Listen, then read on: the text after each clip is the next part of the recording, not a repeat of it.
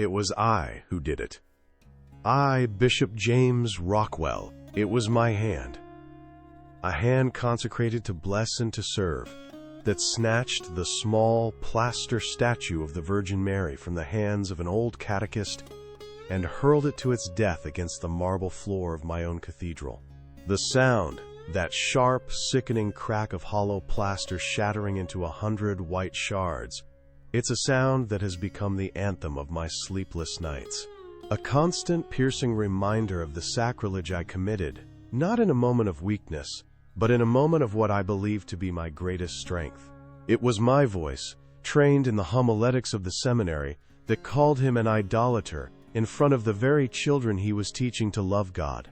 And it was my signature, practiced and precise, that sealed his letter of dismissal, banishing a good and gentle man from the ministry he loved. My name, as I said, is James Rockwell. I am 68 years old now, but the man who committed that act was a man I barely recognize, though he wore my face and my vestments. I was raised in the shadow of the church, the son of a stern but devout father, who saw faith as a matter of duty and discipline. God was a lawgiver, the church was his courtroom, and we were the subjects bound by its infallible decrees. There was no room for sentimentality, no place for what my father called the soft devotions. We were people of the book, of canon law, of the catechism. My path was clear from a young age: the seminary, the priesthood, and a life dedicated to the intellectual architecture of faith. I excelled. I devoured systematic theology. I mastered ecclesiastical law.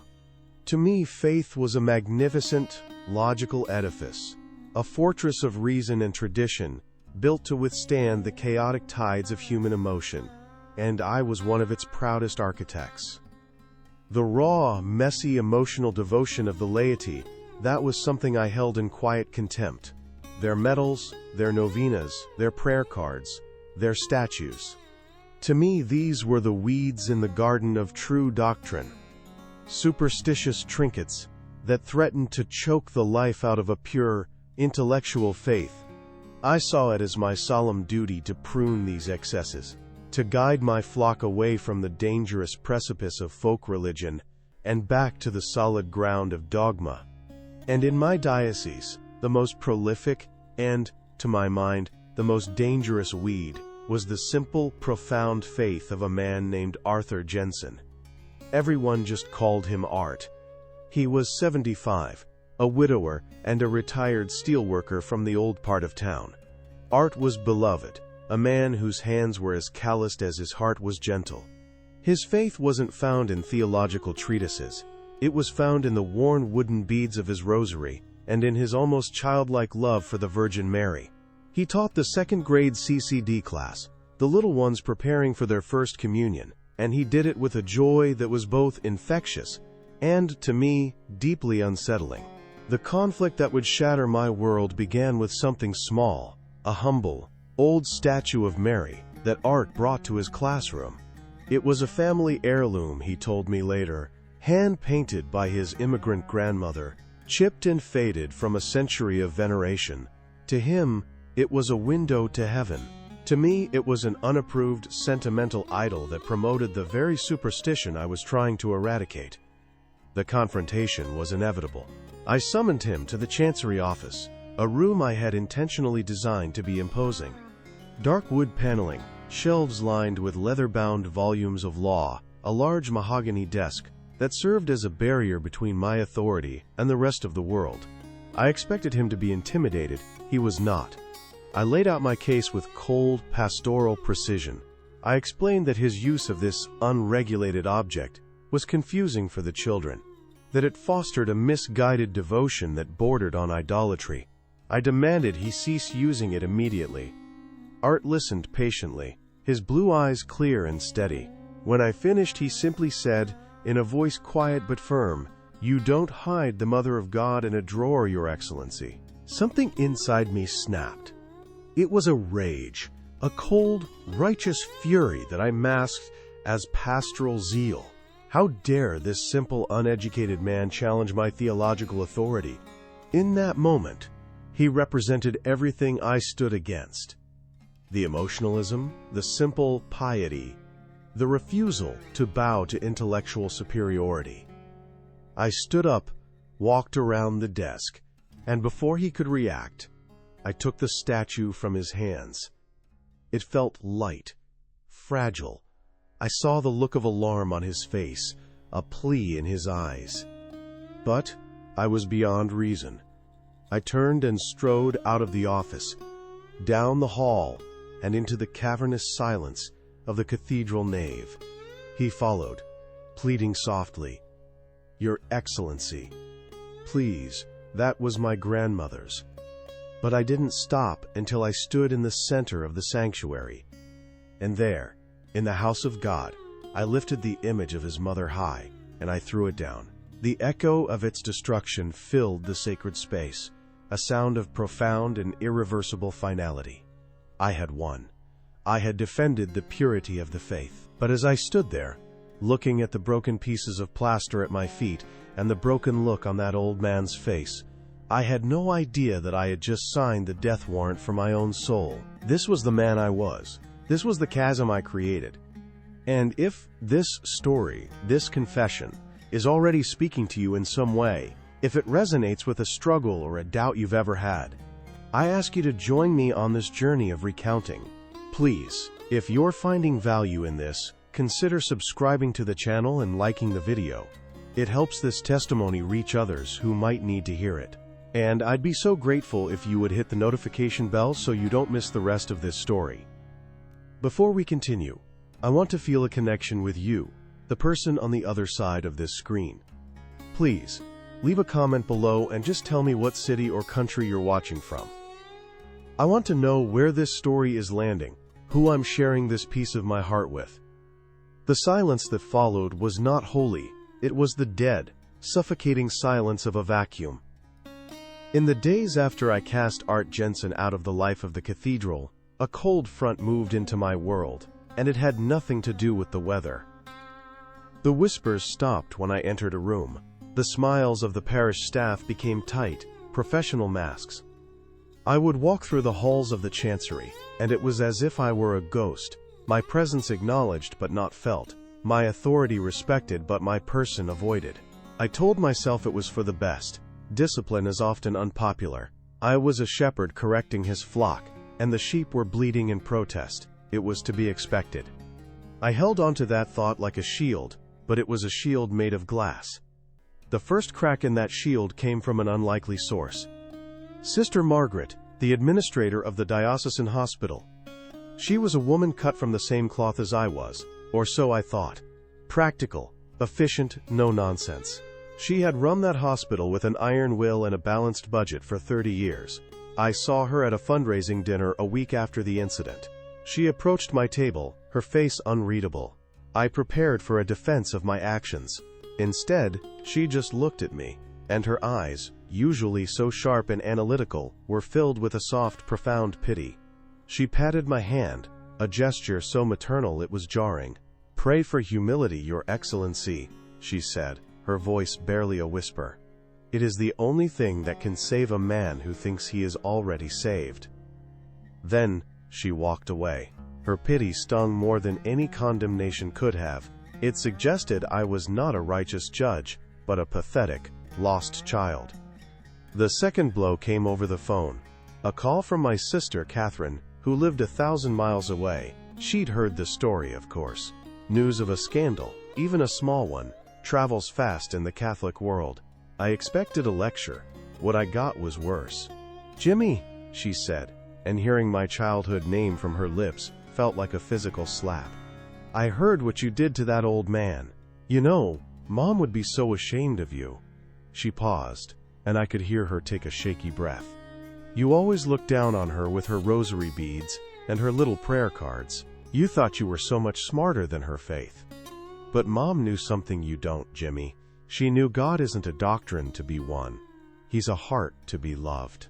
You broke more than just a statue." She hung up before I could reply, leaving me standing in my opulent study with the dead phone in my hand, the silence ringing in my ears. The fortress of my certainty was beginning to crumble. The final collapse, however, was not of the spirit, but of the flesh. It happened on a Tuesday morning. I was vesting for Mass, my mind occupied with the phrasing of a particularly dense homily on the nature of canonical obedience. I reached for my pectoral cross, and the world tilted violently on its axis. The floor rushed up to meet me, the ceiling spun like a carousel. A wave of nausea and a crushing weight on my chest sent me staggering back against the wall of the sacristy. My breath came in ragged, shallow gasps. My heart was a wild drum beating against my ribs, erratic and terrifying. I slid down the wall, my fine vestments pooling around me, my mind screaming with a single, primal thought. I am dying. Here, alone in the sacristy of my own cathedral. My housekeeper found me minutes later. The next few hours were a blur of sirens, worried faces, the sterile smell of the hospital, Sister Margaret's hospital. The diagnosis was not a heart attack, as I had feared, but a severe case of viral labyrinthitis, an inner ear infection that had triggered extreme vertigo and a panic attack that mimicked cardiac arrest. I was not dying, they said, but I felt like I was. For 3 days I was confined to a private room, the world a nauseating, spinning vortex every time I tried to lift my head. I was completely helpless. I, Bishop James Rockwell, a prince of the church, a man who commanded a diocese, couldn't even sit up to drink a glass of water without assistance. In that sterile white room, stripped of my mitre and my authority, I was utterly alone. I tried to pray. I reached for the intellectual comfort that had sustained me my entire life. I recited the Psalms from memory. I tried to meditate on theological truths. I attempted to structure a logical prayer of supplication. But the words were hollow. The magnificent logical edifice of my faith offered no shelter. God, the great lawgiver, the divine architect, was silent. The silence in that room was deeper and more terrifying than the silence in the cathedral. It was the silence of an empty heaven. For the first time in my life, I felt the chilling absence of God. And in that absence, a new feeling took root.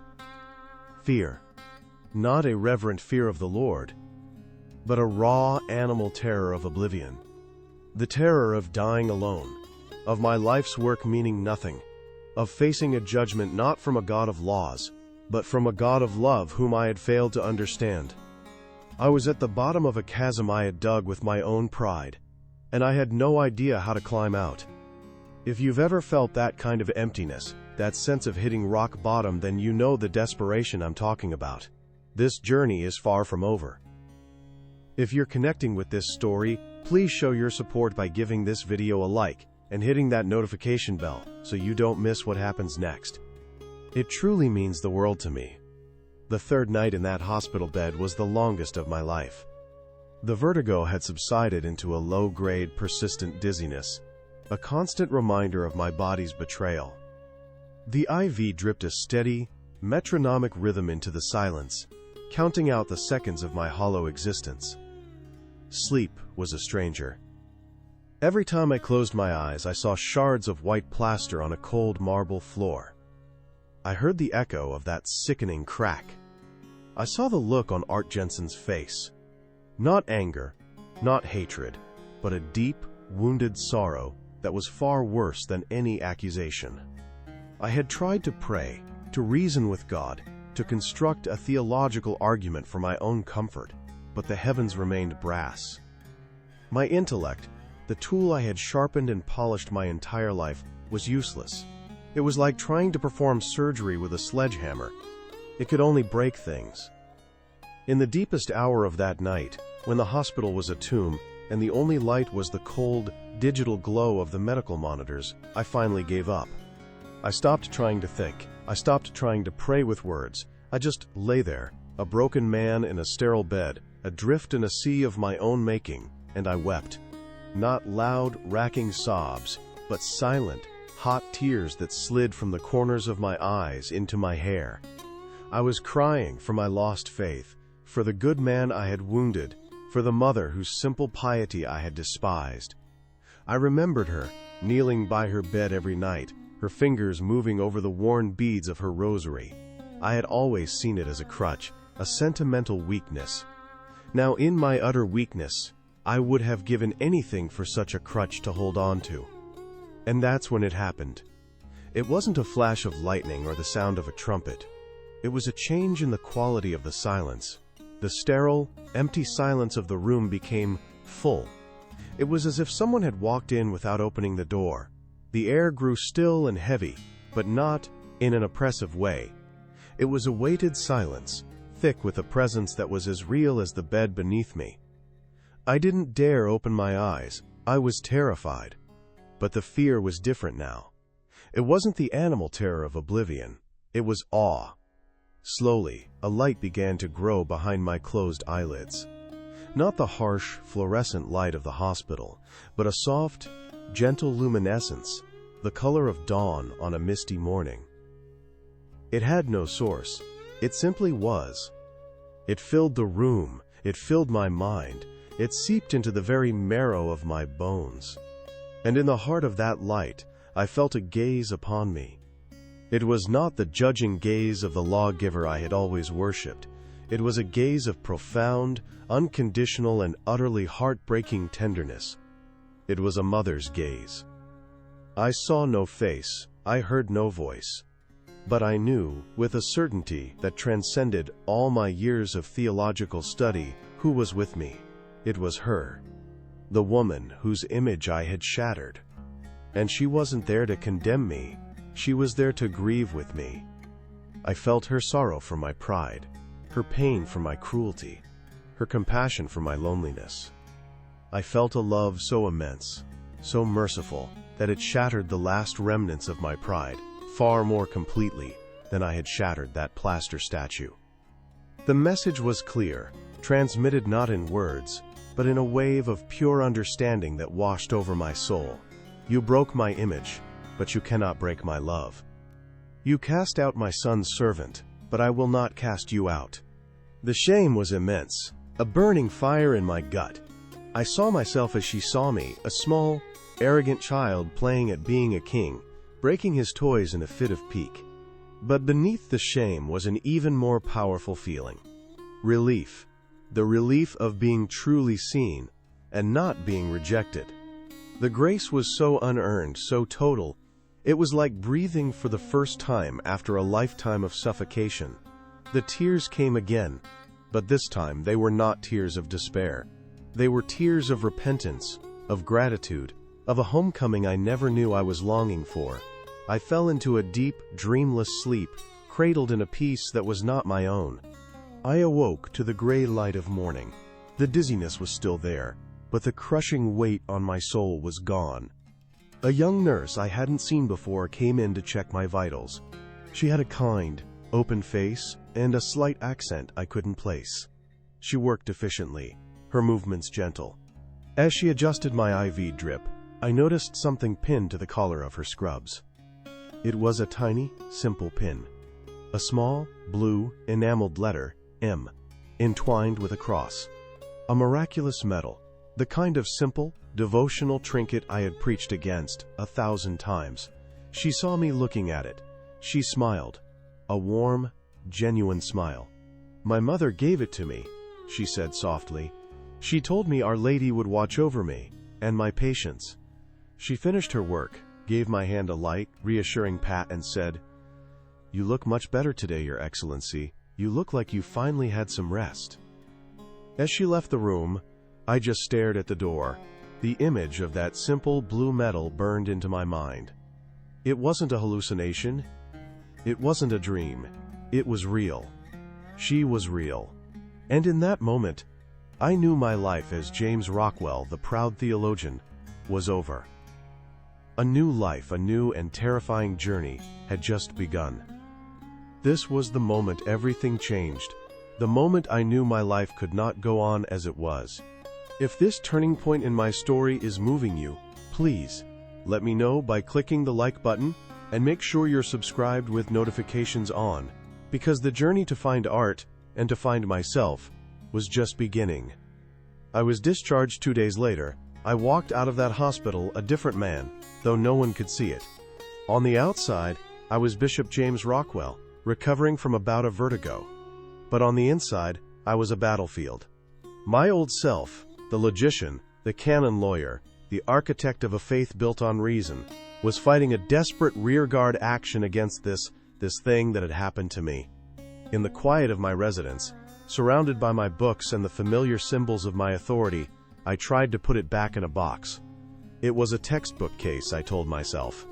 The viral infection, the extreme stress, the lack of sleep, it created the perfect conditions for a hypnagogic hallucination, a waking dream. My mind, starved for comfort, had simply manufactured a maternal archetype drawn from the deep well of my Catholic upbringing. It was psychology, not theology. The nurse with the medal? A simple statistical coincidence. Confirmation bias. My brain was looking for patterns, for meaning in the chaos, and it found one. I laid out the arguments on the desk of my mind, neat and orderly, and for a few hours the fortress held. I felt a sense of relief. I was still in control. But the nights belonged to her. The peace I had felt in that hospital room did not follow me home. Instead, a profound and restless shame took its place. I would lie in my large, empty bed, and the memory of my past words would come back to haunt me, not as intellectual positions, but as acts of petty cruelty. I remembered a parish council meeting where I'd referred to the annual May crowning as pious nonsense. I remembered a homily where I'd warned against the infantilization of faith through sentimental devotions, my eyes sweeping over the old women in the front pews clutching their rosaries. I remembered the condescending smile I gave my own mother when she told me she was praying a novena for my success at the seminary. Each memory was a hot coal pressed against my conscience. The man who had said those things, who had thought those things, he was a monster of pride. And he was me. It's a difficult thing to look at the person you were and feel nothing but disgust. If you've ever had a moment like that, a moment of seeing yourself clearly for the first time, you know the kind of internal earthquake I'm talking about. If this struggle resonates with you, I'd be so grateful if you would give this video a like and hit that notification bell. It's a small gesture, but it tells me I'm not alone in this recounting. The dreams started about a week after I returned home. They weren't frightening. They were quiet and far more unsettling. In the dream, I was always a boy again, standing in the doorway of my mother's bedroom. The room was dark, but she was illuminated by a soft light, the same gentle luminescence from the hospital. She would be sitting on the edge of her bed, her back to me, just holding her rosary. She never turned around. She never spoke. She just sat there, the worn, wooden beads slipping through her fingers. I would wake up with the distinct feeling that she was waiting for me to finally understand. The final wall of my rationalizations crumbled on a Thursday afternoon. I was in my private chapel, a beautiful ornate room that had always been a source of intellectual pride for me. I was trying to pray the Liturgy of the Hours, but the Latin words felt like sand in my mouth. My mind kept drifting back to Art Jensen. I saw his face, the quiet dignity with which he had absorbed my rage. "You don't hide the Mother of God in a drawer, Your Excellency." His words weren't a challenge. They were a statement of fact, a simple truth I had been too arrogant to hear. The shame was suffocating. I couldn't breathe. I slammed the breviary shut and stood up, pacing the marble floor like a caged animal. I had to do something. The thinking, the reasoning, the intellectualizing, it was all poison. My eyes fell upon a small, antique writing desk in the corner, one that had belonged to my predecessor. I rarely used it. On impulse, I walked over and pulled open the top drawer. It was filled with old pens, dried-up inkwells, forgotten stationery, and there, tucked away in the back corner, coiled like a sleeping snake, was a rosary. It was a simple thing, made of dark, polished wood and cheap metal, the kind they give away at missions. I had no idea how it got there. I stared at it for a long moment. It was everything I had despised, a tool for rote, mindless prayer, a superstitious talisman, an offense to a faith of the intellect. My hand trembled as I reached in and picked it up. The hand that had shattered the statue now held these beads. The irony was so bitter it almost made me laugh. The wood was smooth and cool to the touch, worn down by the thumb of some long-dead faithful person. I sat down in the chair, the rosary feeling alien and heavy in my palm. I looked at the crucifix. I looked at the small medal of Mary joining the beads. I felt like the world's greatest hypocrite. What was I doing? But the dream of my mother, sitting with her back to me, waiting, pushed me forward. I closed my eyes. I tried to begin. Hail Mary, full of grace. The words came, but they were hollow, memorized syllables. My mind screamed at me, "Norge, you don't believe this. This is for simpletons. This is the very thing you fought against." But another voice, a quieter one, a voice that sounded a bit like Art Jensen, whispered, "Just tries." So I did. I held the first bead between my thumb and forefinger. I thought of the Annunciation. I thought of a young girl, in a forgotten town, saying yes to an impossible plan. I took a breath and said the prayer again, and again, and again. I moved to the next bead, and the next. I wasn't thinking about the theology of the Incarnation, or the Mariological doctrines. I was just there, with her. In that moment, my pride was still screaming, my intellect was still fighting, but I ignored them.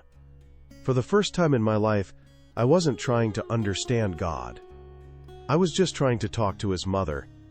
I don't know how long I sat there, but when I finally opened my eyes, the afternoon sun was slanting low through the stained glass windows, and the rosary was warm in my hand. Nothing had been solved, but the battle was over. The prideful bishop had finally, utterly and blessedly been defeated. The first thing I did was search for Arthur Jensen. It was a clumsy, humbling affair.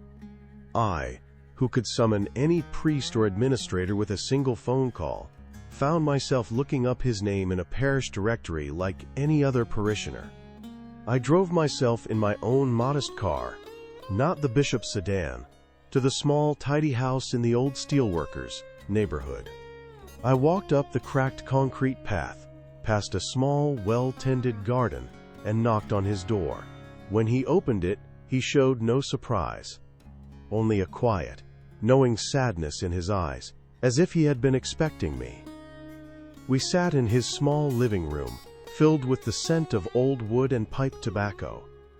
There were pictures of his late wife, his children, his grandchildren. And on a small table, surrounded by these photos, was a new statue of the Virgin Mary, smaller than the other one, but just as loved. I didn't know what to say. All my carefully crafted apologies, all my theological explanations, died on my lips. So I just did the only thing I could. I knelt on the floor in front of him, this retired steelworker in his worn cardigan, and I said, "Art, I am so sorry. Will you forgive me?" He didn't answer right away. He just looked at me, and then he reached out and placed his calloused hand on my shoulder. "Your Excellency," he said softly, his voice thick with emotion. "There is nothing to forgive. She has already taken care of it."